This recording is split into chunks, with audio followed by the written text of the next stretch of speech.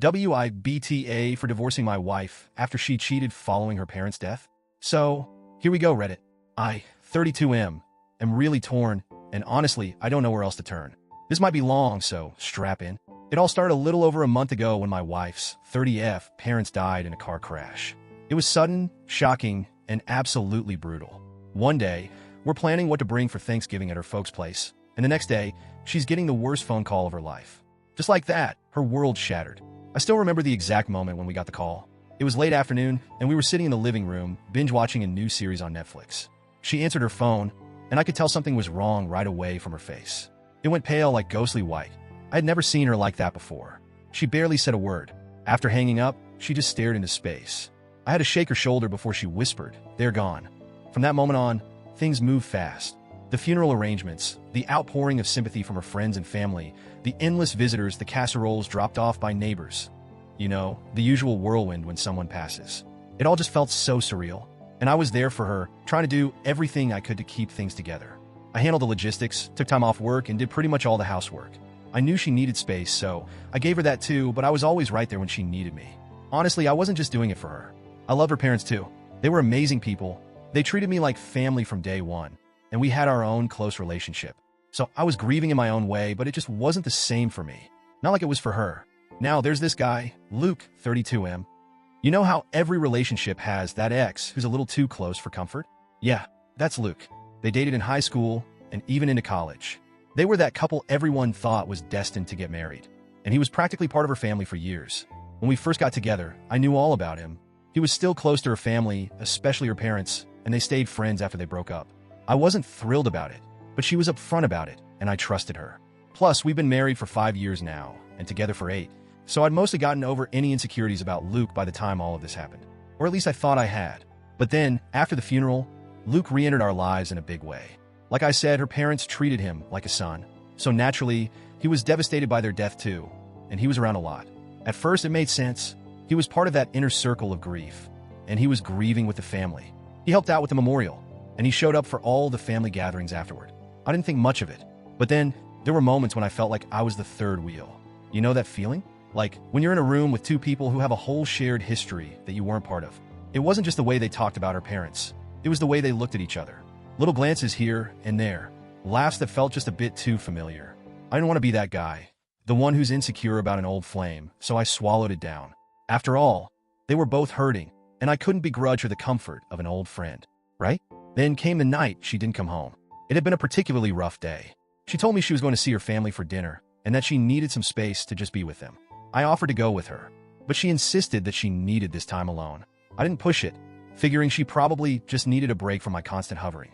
So I stayed home, ordered takeout, and tried to distract myself with some video games. Hours went by, and I didn't hear anything from her. At first, I wasn't too worried. She was with her family, right? But then midnight rolled around.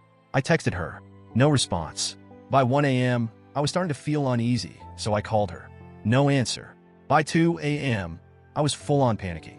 I called her siblings, her friends, everyone I could think of. No one knew where she was. At this point, my mind was racing through all the worst-case scenarios. Had something happened to her? Was she lying in a ditch somewhere? I barely slept that night, just pacing the living room, phone in hand, waiting for something, anything. Finally, at around 7 in the morning, she walked through the door. She looked awful. Her eyes were red and puffy from crying. Her clothes were wrinkled, and she just looked exhausted. I rushed over to her, asking where the hell she'd been, if she was okay. She didn't answer me at first. She just sat down on the couch, staring at the floor. Then, in a voice so quiet I almost didn't hear her, she said, "I messed up." Those 3 words hit me like a freight train. I don't know why, but I knew in that moment what she was going to say next. But I still wasn't ready for it. She told me she had slept with Luke. I felt my entire world crash down around me. It was like everything went numb. I didn't yell or scream. I didn't throw things. I just froze. I asked her to explain, but honestly, I don't even remember most of what she said in that moment. Something about them reminiscing about her parents, about how much they'd both been drinking, about how things just happened. I think I nodded. Maybe I said something like, "I need some time." I don't even remember. All I know is that I left the house and drove around aimlessly for hours, trying to wrap my head around what she'd just told me. I felt so many emotions all at once. Anger, betrayal, sadness, confusion. But above all, I felt this crushing sense of loss. This woman, the one I thought I was going to spend the rest of my life with, had broken my trust in the worst possible way. And the worst part? I knew she was hurting. I knew this wasn't just some casual betrayal. She was grieving, and she was vulnerable. But still, she made that choice. Over the next few days, we barely spoke. She apologized over and over again, said she'd do anything to fix this. She was so remorseful, and I could see that she was genuinely broken by what had happened. But I was broken too. I didn't know if I could ever trust her again. Every time I looked at her, all I could see was Luke. Them together. It was like a movie on repeat in my mind, and I couldn't turn it off. Here's the thing, Reddit. I still love her. I love her so much it hurts. I don't want to lose her, but I don't know if I can forgive her either. I keep going back and forth in my mind. One minute, I'm telling myself that I should try to understand that she's going through the worst time of her life, and maybe I should cut her some slack. People do crazy things when they're grieving, right? But then the next minute, I'm furious. Furious at her for betraying me. Furious at Luke for still being part of our lives. Furious at myself for not seeing this coming. How am I supposed to move past this? How do you rebuild trust after something like this? We've talked a little more since then, but it's been hard. She says she's willing to go to therapy, that she'll do whatever it takes to earn my trust back. Part of me wants to believe her, to try and make this work. But another part of me just wants to run. I don't know what to do. So, here I am, Reddit. Torn between staying and working through this mess, or cutting my losses and walking away from the woman I thought was my forever.